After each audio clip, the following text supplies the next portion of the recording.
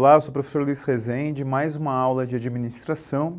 Eu vou trabalhar agora uma teoria que ela é cada vez mais crescente, cada vez mais conflitante com as teorias clássicas, e é uma teoria surpreendentemente desenvolvida por um biólogo, Ludwig Bertholin, que na verdade, como eu não sei escrever o nome dele, eu escrevo Ludwig.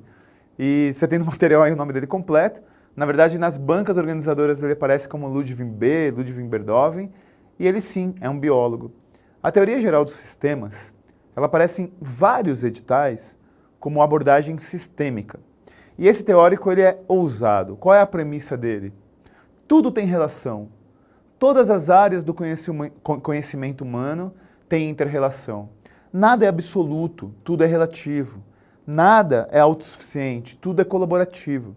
Então, o serviço público sofre muita influência do Ludwig Bertholin, da teoria geral dos sistemas, e por decorrência isso tem caído muito em prova. Quer ver um exemplo clássico da influência da teoria geral dos sistemas? Como acontece na educação brasileira? Você faz faculdade e você tem um currículo mínimo definido pelo MEC. Então você assiste às aulas de acordo com o currículo que a faculdade te apresenta. Nos Estados Unidos, a universidade, né, o college, o ensino superior, ele é muito influenciado pela teoria geral dos sistemas. Você já viu aqueles filmes de sessão da tarde? Que o cara chega na faculdade, aí ele tem várias matérias que ele escolhe. Aí o professor dá aula, é uma arena, a porta fica lá no fundo, não é o professor que controla, porque aqui no Brasil a porta é sempre perto do professor, porque é o professor que tem o controle sobre a turma, né? Lá não, lá tem uma arena, a entrada da sala de aula é no fundo, aí o aluno entra, assiste a aula, faz outra matéria, porque ele integra os sistemas para se formar numa área do saber. Então, a lógica da teoria geral dos sistemas é a lógica da integração. O Ludwig Bertholin, se você considerar ele, digamos, de forma muito radical, não deveria existir área de exatas, humanas e biológicas. Deveria existir o saber humano. E aí, quando você estuda o saber humano, você vai se especializando em alguma área. Então, em tese, um estudante de direito poderia assistir aula com alunos de terapia ocupacional. Alunos de comunicação social poderiam assistir aula com engenheiros mecânicos. É que o Brasil ele é muito arraigado, e essa é uma característica negativa da educação brasileira, a carreira, ao cargo, a função. E o Ludwig Bertholin diz que isso prejudica, diz que isso limita, diz que isso é excludente. Então a lógica é mais ou menos essa, é uma teoria bem flexível, é uma teoria cheia de conceitos novos. Então essa aula é necessária porque cada vez mais isso cai em prova, cada vez mais isso cai em provas das mais variadas áreas, e você sabe, como a banda toca, sempre no final, eu vou realizar exercícios da matéria. Vamos lá, vem comigo. Vamos entender as bases da teoria geral dos sistemas. Em primeiro lugar, ele diz que a organização depende do ambiente. A organização vive num estado de homeostásia. Você que faz faculdade aí de educação física, de biologia, você sabe que homeostásia é a interdependência, né? É o depender de outra coisa para sobreviver. Então, nesse sentido, a organização ela vive em estado de troca com o ambiente externo, né? A empresa é aquilo que o ambiente determina que ela seja. Então, ele vive num estado de homeostásia com o ambiente externo. Vamos imaginar o Alphacom. O Alphacom ele cria cursos de acordo com a tua demanda. O Alphacom ele estabelece procedimentos de acordo com o que o cliente pede. Então nós vivemos num estado de homeostase. E, portanto, a empresa, a organização é um sistema aberto. O que significa a organização ser um sistema aberto? Ela sim, ela altera-se de acordo com o cliente. Ela altera-se de acordo com o concorrente. Ela altera-se de acordo com o fornecedor. Quanta empresa, meu chapa, por aí, você já viu se alterando, se modificando, porque ela olha para o concorrente? Isso não é errado, não. Nós aprendemos que isso é você fazer benchmarking, né? Então, um sistema aberto é aquele sistema em que não é fechado nele mesmo, que depende do ambiente. Essas são as bases da teoria geral dos sistemas. Então, vamos lá, vem comigo, que eu vou trabalhar agora conceitos básicos de teoria geral. Olha, não são os conceitos básicos da teoria geral do sistema. São os conceitos básicos que fizeram esse biólogo criar a teoria geral dos sistemas. E são palavras que mais parecem nome de remédio. Então a minha preocupação é você saber qual é o termo e como o termo cai na prova. O problema de estudar administração é que alguns conceitos, alguns termos, algumas palavras, elas têm aplicação particular. Se fosse no direito, teria uma aplicação, se fosse em atualidades, teria uma aplicação, mas em administração tem uma aplicação muito particular. Então, olha só, o primeiro conceito básico que deu as bases para a teoria geral dos sistemas é o conceito da entropia, ou seja, tudo se deteriora com o tempo, tudo. Então, quando uma organização existe, quando um trabalho é desenvolvido, a deteriorização é condição pré-estabelecida. E é verdade, quando você tem uma empresa, você tem procedimentos, esse procedimento vai se deteriorando pelo desgaste do tempo, por novas tecnologias, por mudanças ambientais. Meu irmão, existia BIP no passado. BIP, você não sabe o que é? BIP é um aparelhinho, o BIP pré-histórico. O BIP pré-histórico é aquele que você tinha um aparelhinho. Não, pager já é moderno. O BIP é quando dava um sinalzinho, você ligava para a central telefônica e a pessoa dava um recado. Então, por exemplo, eu vou dar um recado para o cinegrafista. Aí eu ligo para a central, diga para o cinegrafista que eu não vou para a aula hoje. Aí a telefonista manda um bip para o bip dele, que é um aparelhinho que fica no bolso. Aí ele liga para a central e a telefonista dá o recado para ele. Olha como era legal terminar relacionamento antes. Você termina pelo bip e nem precisa falar para a gata. Por favor, avisa ela que não rola mais. Depois evoluíram para o pager. E o pager já vinha um recado no aparelhinho. Meu irmão, pensa comigo. Se eu tenho uma empresa que é baseada no relacionamento dos funcionários com bip, com pager, ela tem entropia, ela se deteriorou. As novas tecnologias demandam ter Skype, WhatsApp e por aí vai. Videoconferência. Então a entropia determina isso, que tudo se deteriora. Bom, e o que é a sintropia? Quando existe como situação pré-estabelecida a entropia, eu tenho que ter forças contrárias a essa entropia. Então a sintropia é a reação à entropia. O que é a sintropia? Pager já era? Compra computador, utiliza o WhatsApp. Você concorda comigo que uma empresa hoje em dia que não utiliza o WhatsApp como ferramenta, ela passou do tempo? Porque mesmo que a empresa não queira, os funcionários acabam conversando por essa ferramenta. Desgraçada. Por exemplo, no AlphaCon, nós conversamos muito pelo WhatsApp para organizar o trabalho, para organizar as gravações, para organizar os eventos, para organizar a reunião de professores, porque é uma ferramenta. Então a sintropia é quando eu tenho forças positivas contrárias à deteriorização pré-estabelecida. Depois eu tenho a homeostase, que eu acabei de falar, que é o equilíbrio. Internamente eu tenho que trocar e equilibrar-me com o ambiente externo. E finalmente, a heterostase. Opa, essa é boa, né? A heterostase é o equilíbrio na adversidade. Então parte de que premissa? Não é assim a tua vida? Por exemplo, na sua vida, quando você tem alguma adversidade muito grande, a vida faz você ter que buscar alguma coisa para se equilibrar. Quando você está muito duro, sem grana, você corre, você vai atrás para ter equilíbrio na adversidade. Então essas premissas, repito, não são premissas da teoria geral dos sistemas. São conceitos básicos que fizeram esse biólogo desenvolver a teoria que eu vou trabalhar com você. Agora sim nós vamos para os pressupostos da teoria geral dos sistemas. Vem comigo. Dentro dos pressupostos da teoria geral dos sistemas, como eu expliquei para você, qual que é a base do teórico? Nada é absoluto, tudo é relativo, as coisas têm interdependência, eu tenho uma coisa que depende da outra, e as coisas se integram. É uma teoria que, na verdade, assim, né, quando você fala de história, décadas representam uma etapa muito pequena do desenvolvimento humano, né? Portanto, o primeiro pressuposto é a integração entre ciências naturais e ciências sociais. Ou seja, para esse biólogo, a condição humana, a filosofia, a ciência social, ela tem uma inter-relação com as ciências naturais, com a biologia, com a química, e nisso se integra a teoria geral dos sistemas.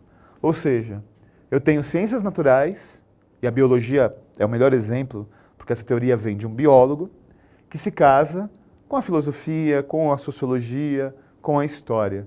As coisas são literalmente integradas. O Brasil, ele é muito conservador e o Brasil dá muita importância para a titulação, né? A gente deveria aprender mais. A titulação é uma obrigação, é evidente, né? Se você não tiver diploma de nível superior, você não presta um monte de concurso. Se você não tiver diploma de nível médio, você não presta quase nenhum concurso. Diploma de nível fundamental, alguns concursos exigem, mas a maioria é nível médio. Então, assim, nós temos um apego à titulação que é meio conservador demais, né? E aí, quando a gente lembra que o Bill Gates, que o Steve Jobs, que o Einstein foram caras não acadêmicos, e particularmente os dois da indústria da tecnologia nem se formaram, a gente começa a questionar se capacidade, inteligência tem a ver com titulação, né? Bom, tudo bem, né? Quando eu dou aula na faculdade eu não posso dizer isso. Mas o fato é que, para ele, as ciências naturais, elas se integram às ciências sociais e não deveria existir área do saber e formação específica. Depois existe o próprio conceito da teoria dos sistemas, em que, como as ciências naturais e sociais elas se casam, o que eu tenho é a teoria dos sistemas integrados. Repito, um biólogo deveria fazer aula na faculdade de História, um advogado deveria fazer aula na faculdade de Filosofia, mas isso no Brasil é a exceção da exceção da exceção. Unidade da ciência, o que significa isso? A ciência como uma única grande área. A ciência não como grandes áreas em humanas, exatas e biológicas. Tudo tem relação, e se você pensar, tem mesmo. E se você pensar, as coisas têm uma relação muito clara. Por exemplo, nas aulas de administração, tem vezes que eu flerto com o direito administrativo, tem vezes que eu flerto com o direito constitucional, tem vezes que eu mais pareço que estou dando aula de história, tem alguns momentos que parece que a aula é de atualidades, porque afinal de contas, a administração é uma ciência humana aplicada e integrada. E por fim, a integração científica. O Ludwig Berthoven defende que as áreas de pesquisa devem colaborar entre si permanentemente. Então você entendeu que é uma teoria libertária, é uma teoria revolucionária que quebra paradigmas e que sofre sim alguma influência o Estado brasileiro. Por exemplo, quando o Estado brasileiro ele entende que tem que ouvir, principalmente, nem que seja do ponto de vista formal, a demanda do cidadão, e essa demanda do cidadão gera influência na organização e deve haver um equilíbrio, considerando a teoria geral dos sistemas. Deu para entender? Agora, a teoria geral dos sistemas também tem conceitos. Aqueles conceitos que eu trabalhei inicialmente são conceitos básicos que levaram o Ludwig Berthoven a criar essa teoria. Criada a teoria, baseada nesses pressupostos, aí eu tenho conceitos da teoria geral dos sistemas. Então vem comigo, porque agora é a teoria estabelecida. Conceitos da teoria geral dos sistemas. Opa! Teoria geral dos sistemas. Em primeiro lugar, eu devo trabalhar com propósitos, eu devo trabalhar com objetivos. Não existe atividade profissional sem propósito. Não existe atividade profissional sem objetivo pré-estabelecido. Não é assim na sua vida? Quando você estuda para concurso, você trabalha a teoria geral dos sistemas. Se você estudar apenas administração, meu chapa, você não chega em lugar nenhum. Se você estudar apenas matemática, você não chega a lugar nenhum. Então, já que o seu propósito, já que o seu objetivo é o cargo público, é a posse, o início de exercício, você deve desenvolver e trabalhar de forma integrada, de forma colaborativa. Esse é um conceito da teoria geral dos sistemas. Outro conceito é o conceito do globalismo e da totalidade. Ou seja, quando eu trabalho o conceito do globalismo, quando eu trabalho o conceito da totalidade, é o filme Efeito Borboleta. Você assistiu Efeito Borboleta? Tem vários Efeito Borboleta, né? O que é razoável é o primeiro. O filme Efeito Borboleta original, ele é um filme de gosto duvidoso, mas ele tem uma premissa interessante, que é a premissa de que o bater de asas de uma borboleta, princípio da filosofia, né? Que o bater de asas de uma borboleta na Ásia pode alterar o que acontece do outro lado do mundo. Então tudo tem relação, né? Então qual é o conceito do propósito ou do objetivo? Toda ação organizacional deve ter um propósito, deve ter um objetivo claramente estabelecido. O conceito do globalismo ou da totalidade diz que tudo influencia tudo na organização. Então, tudo que eu faço no meu trabalho pode influenciar toda a empresa. A ação mais simples de um funcionário pode influenciar os rumos da organização. Então, é literalmente efeito borboleta. O bater de asas de uma borboleta pode mudar a história da humanidade. Então, esse é o conceito radical, né? Esse é o conceito extremista de que tudo que é feito pode ter influência em toda a cadeia estrutural. Bom, esses conceitos, eles resumem a teoria geral dos sistemas. E a teoria geral dos sistemas, ela foi a principal influenciadora de outra teoria. Vamos entender o que eu vou dizer agora. Algumas teorias sociais, algumas teorias políticas, algumas teorias administrativas, elas têm um teórico que é responsável por essa teoria. Vou te dar um exemplo. A teoria da burocracia tem um teórico Max Weber como seu grande pensador. A teoria científica da administração tem Frederick Taylor como seu grande pensador. Agora, algumas teorias ou alguns princípios políticos e administrativos não tem. Por exemplo, quem é o grande teórico do capitalismo? Não tem. Você tem vários teóricos do capitalismo. Quem é o teórico do socialismo? Existem referências. Marx, Engels, Lenin, Trotsky, mas não existe o pai da criança. Então, na verdade, assim como na teoria política, você tem vários pensadores que formam uma corrente ideológica, na administração, às vezes, você tem uma teoria que não é vinculada a um teórico. Você tem uma teoria que pode ser vinculada a vários teóricos. Por exemplo, existe uma teoria chamada teoria neoclássica, que é uma teoria que nasceu no pós-guerra, lá nos anos 50, nos anos 60. Essa teoria neoclássica, ela não tem um teórico, mas ela tem um teórico que é o maior influenciador, que no caso da teoria neoclássica, chama-se Peter Drucker. E por que eu estou dizendo tudo isso? Porque a teoria geral dos sistemas é uma teoria vinculada ao biólogo Ludwig Beethoven. Porém, a teoria geral dos sistemas, e esse teórico, influenciam a teoria contingencialista, que é a teoria do Estado brasileiro. O Estado brasileiro ele é basicamente contingencialista. E a teoria da contingência, a teoria contingencialista, não tem o pai da criança. Tem vários pais da criança, e o mais importante é a teoria geral dos sistemas. Então vamos lá, vamos entender como que a teoria geral dos sistemas é a principal influenciadora para a teoria contingencialista, que por sua vez influencia a administração pública brasileira majoritariamente. A teoria da contingência, a teoria contingencialista, ela parte da premissa que nada é absoluto, tudo é relativo. Nada é pré-estabelecido, tudo depende da situação. Então, para a teoria contingencialista, eu não posso ter uma solução que se aplique em todas as situações. Eu tenho uma solução que deve ser alterada e adaptada de acordo com as situações. Deixa eu contar uma história rapidinha de algo que eu presenciei no serviço público. Eu quero que você diga se foi ou não uma postura contingencialista. Existem os centros de educação infantil, né, aqui em São Paulo, que em cada cidade tem um nome, mas são as creches. E aí tem uma professora de creche que ela resolveu inovar. E com criança, destroyer, você não pode inovar. Aí ela resolveu inovar pedagogicamente. Ela deu tinta guache para as crianças e deu uma folha de papel sulfite.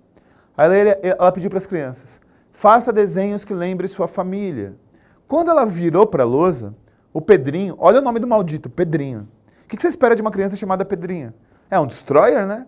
O Pedrinho resolveu pegar a tinta guache e não pintar o papel, pintar a cara dos amiguinhos. Ele saiu pintando a cara de todo mundo, a criançada começou a chorar, e você sabe quando a criança chorando, né? Tipo gado, né? Uma chora, todo mundo chora. E aí, a professora ficou irritada, pegou a tinta guache e pintou a cara do Pedrinho. Processo de apuração preliminar, eu participei da comissão, suspensão, não, demissão a bem do serviço público para a professora. Passou a vida, passaram-se os anos, e numa EMF, Escola de Educação Fundamental, uma professora ela viu um aluno, já adolescente, assediando uma aluna em sala de aula. E esse assédio que o aluno fez foi um assédio, digamos, bem ostensivo.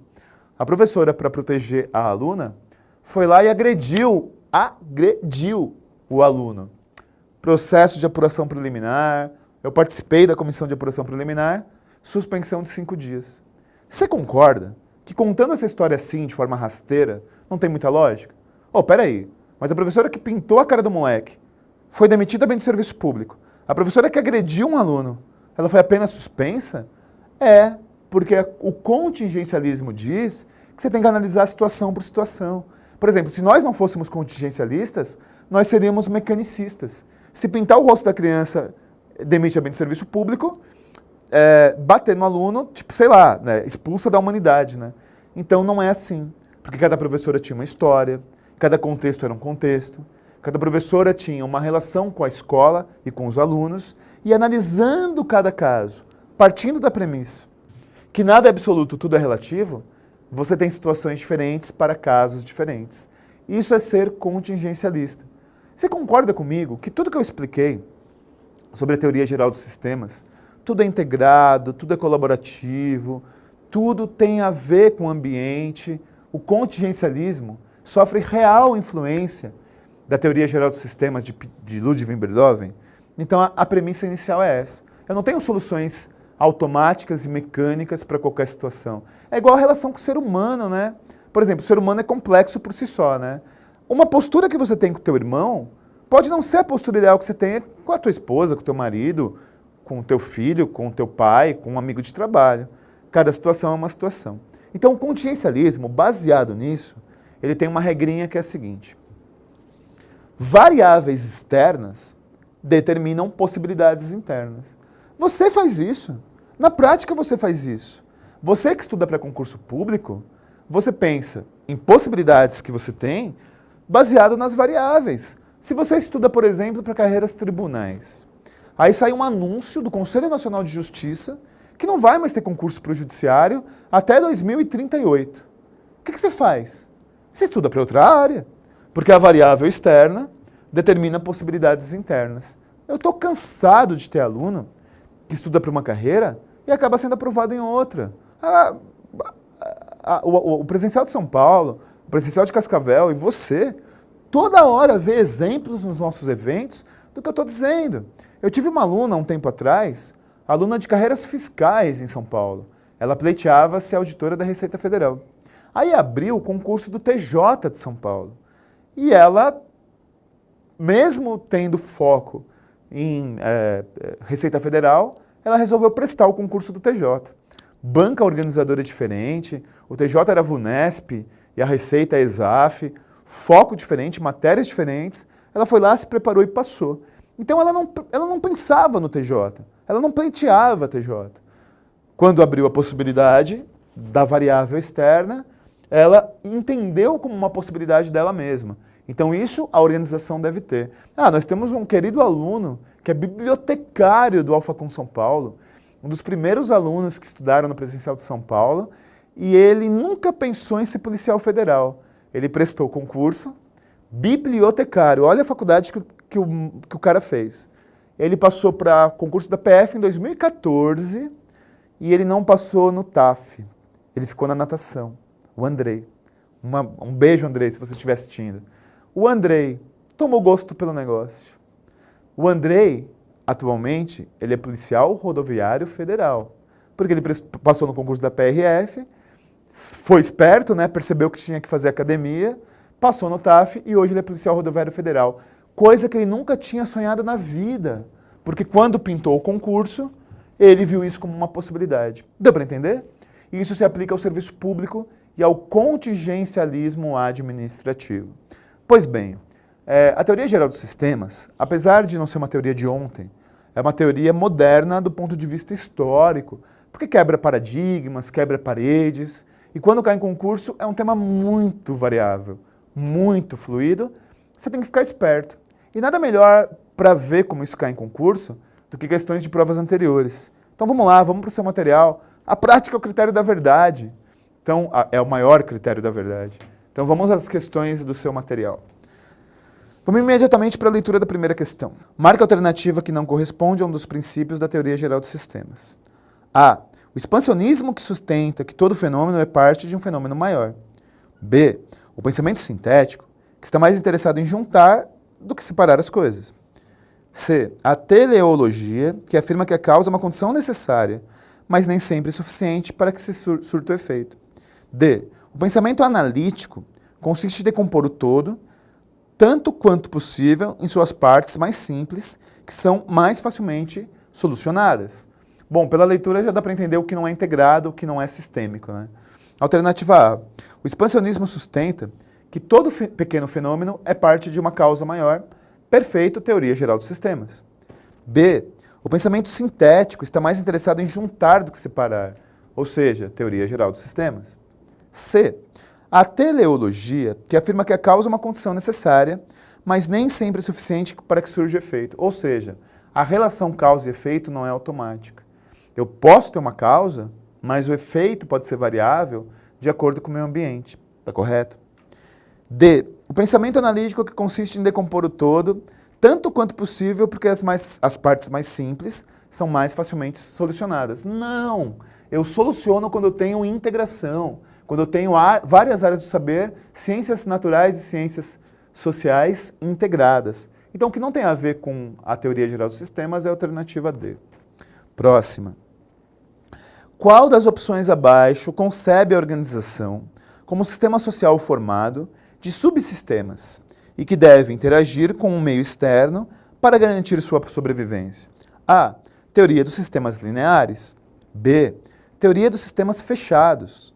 C. Teoria dos sistemas complementares. D. Teoria dos sistemas múltiplos. E E. Teoria geral dos sistemas. O enunciado dessa questão, ele pressupõe tudo aquilo que eu falei na aula de hoje. E tudo aquilo que eu falei na aula de hoje tem a ver com a teoria geral dos sistemas. Alternativa E. Agora vamos para as questões da CESP-NB, certo e errado. Próxima questão.